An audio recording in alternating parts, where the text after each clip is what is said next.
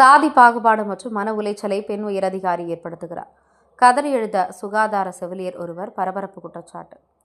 காஞ்சிபுரம் மாவட்டம் நெடுச்சூர் வட்டார ஆரம்ப சுகாதார நிலைய எல்லைக்குட்பட்ட மௌலிவாக்கம் துணை சுகாதார நிலையத்தில் கிராம சுகாதார செவிலியராக ஜோதி என்பவர் கடந்த 12 ஆண்டுகளாக பணியாற்றி வருகிறார். அங்கு புதியதாக பொறுப்பேற்ற சமூக சுகாதார செவிலியர் ஜெயலட்சுமி என்பவர் சாதிய பாகுபாடு மற்றும் மன உளைச்சலை ஏற்படுத்தி வருவதாக ஒரு பகீர் குற்றச்சாட்டை ஜோதி எழுப்பியுள்ளார். ஜோதி அளித்த மனுவில் அதிக மக்கள் தொகை கொண்ட மௌலிவாக்கம் பகுதியில் 5 சுகாதார செவிலியர்கள் செய்ய வேண்டிய பணிகளை தனிநபராக கடந்த 12 ஆண்டுகளாக எவ்வித ரிமார்க்கும் இல்லாமல் செய்து வருகிறேன்.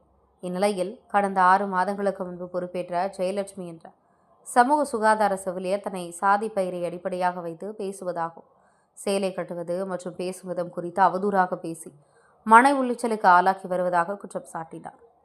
மேலும் தாழ்த்தப்பட்ட சமூகத்தை சேர்ந்தவர்கள் பணி உயர்வும் பதவி உயர்வுக்கான வாய்ப்புகளை பெறக்கூடாது என்ற நோக்கில் பொய்யான காரணங்களை ஜெயலட்சுமி கூறி 3 முறை தனக்கு மெமோ வழங்கியிருப்பதாக வேதனையுடன் புலம்பினார்.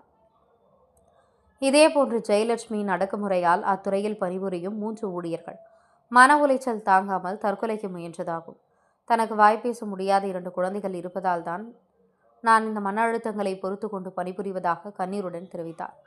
மருத்துவத்துறை அதிகாரிகள் விரைவாக தலையிட்டு நேர்மையான விசாரணை நடத்தி உரிய நடவடிக்கை எடுக்க வேண்டும். எங்களது உயிரையும் வாழ்வாதாரத்தையும் காப்பாற்ற வேண்டும் என பாதிக்கப்பட்ட செவிலியர் கே ஜோதி கண்ணீர் மல்க கோரிக்கை விடுத்தார். நான் இப்போ சமுதாய சுகாதார செவிலியர் ஜெயலட்சுமின்னு ஒருத்தவங்க இங்கே ஒரு 6 மாதம் ஆகுது. இந்த 6 மாதத்தில் வந்த புதுசுலேயே என்னை ஒரே ஒரு விசிட்டு தான் வந்தாங்க. எனக்கு சப் சென்டர் விசிட்டு. அங்கே என்னை உட்கார வச்சு பேசினாங்க.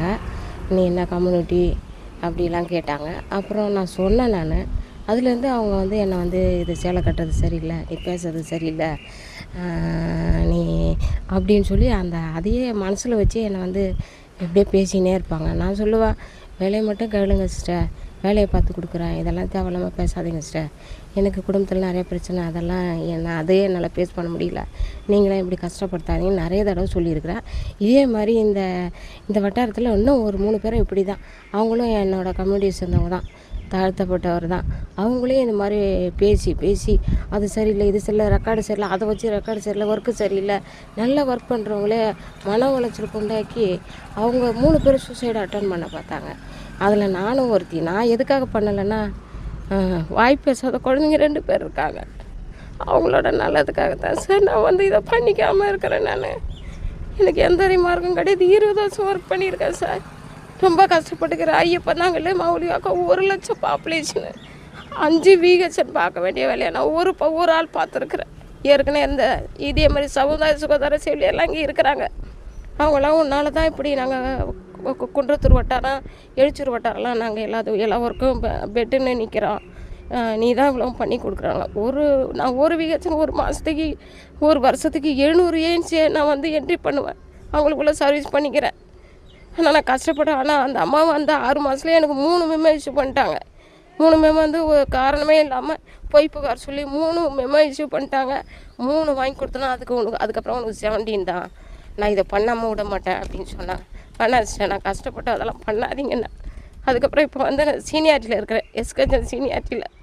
அது நீ எப்படி போகிற பார்க்குறேன், நீ எப்படி போகிறேன்னு பார்க்குறேன், உன்னை ஒழிச்சு கட்டுறேன், நீ ஓடிப்போன்னுவாங்க என்னை எப்பயுமே.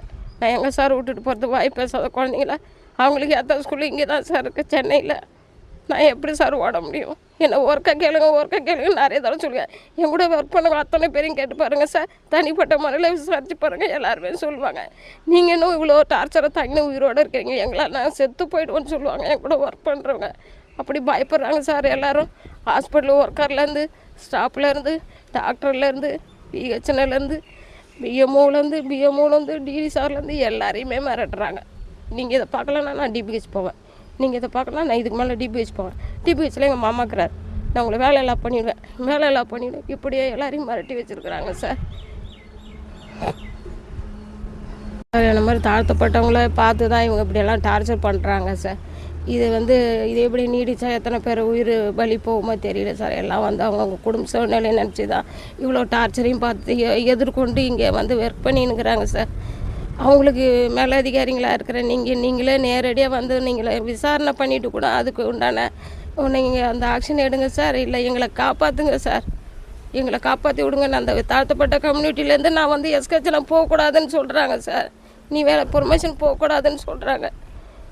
இந்த கம்யூனிட்டிலேருந்து நான் வந்து தாழ்த்தப்பட்ட கம்யூனிட்டி நான் பெரிய பெரிய ஆளாக ஆகக்கூடாது, நான் ப்ரொமோஷனில் போகக்கூடாது. நீ எப்படி போகிற நான் பார்க்குறேன். எல்லோரும் எதுக்குமே சொல்லிடுறாங்க சார். தனிப்பட்ட முறையில் நீங்கள் யாரை விசாரித்தாலும், என் கூட ஒர்க் பண்ணுறவங்க யாரை விசாரிச்சு ஹாஸ்பிட்டலில் கூட நீங்கள் ஒர்க் கேட்டு பாருங்கள். தனிப்பட்ட முறையில் யாரோ வர மாதிரி கூட வந்து கேட்டு பாருங்கள் சார். எல்லாருமே சொல்லுவாங்க சார். ஹாஸ்பிட்டல் ஒர்க்கர் முதல் கொண்டு எல்லாருமே சொல்லுவாங்க அவங்கள. நீங்கள் விசாரித்து அதுக்கு ஏற்ற நடவடிக்கை எடுங்க சார். எங்கள் உயிரை காப்பாற்றுங்க சார். சார் தமிழக முதல்ல சார், நான் உங்களை நம்பி இருக்கிறேன் சார். என்னோட உயிரை காப்பாற்றுங்க சார். எனக்கு பின்னாடி இருக்கிறவங்களா, இதுக்கு முன்னாடி இருந்தவங்களா இவ்வளோ டார்ச்சர் அனுபவிச்சிருக்கோம். இந்த 6 மாதத்தில் சார், அதிகமான 6 மாதத்தில் நாங்கள் எத்தனை பேர் உயிரோட காத்துன்னு இருந்தோம். நீங்கள் காப்பாற்றுங்க சார், எங்களை வாழ வைங்க சார். எங்கள் பிள்ளைங்களாம் இருக்காங்க, எங்கள் கையில் பிள்ளைங்க இருக்காங்க, அவங்க வாழ்நாள் இருக்குது. அதனால் இந்த வேலையை பார்த்தா தான் அவங்களால நாங்கள் காப்பாற்ற முடியும். நீங்கள் தான் சார் இதுக்கு தகுந்த நடவடிக்கை எடுக்கணும் சார். உங்கள்கிட்ட தாழ்மையோட கேட்டுக்கிறேன் சார்.